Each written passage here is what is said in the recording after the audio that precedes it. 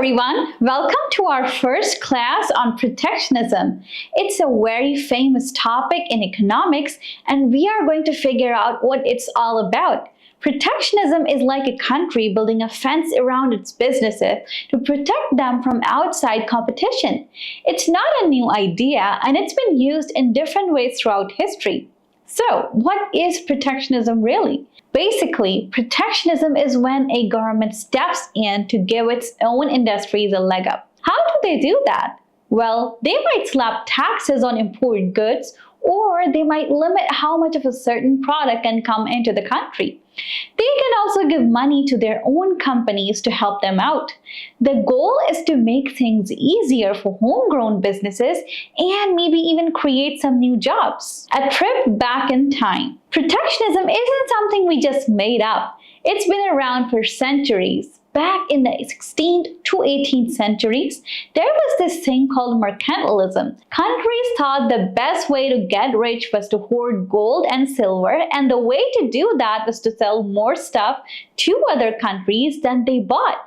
So they put up all barriers to imports and really pushed exports. But then smart economists like Adam Smith and David Ricardo came along and said, hold on a minute, what if we just let everyone trade freely? Wouldn't that be better for everyone? That's the idea behind free trade.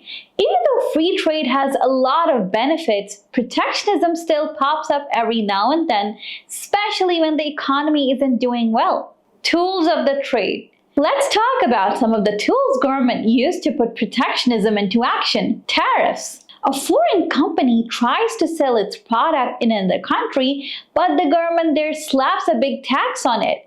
Suddenly, their product is way more expensive than the one made down the street. Quotas. A business owner wants to import a popular product from another country, but the government says, no, you can only bring this much and that's it.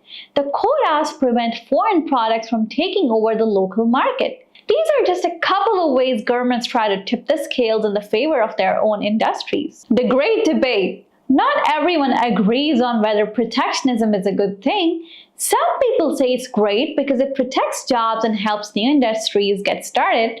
Others say it's bad because it makes things more expensive for consumers and can lead to trade wars. For now, I want you to think about this. What do you think are the pros and cons of protectionism? Are there situations where it might make sense? What are some other ways to help domestic businesses without resorting to protectionism?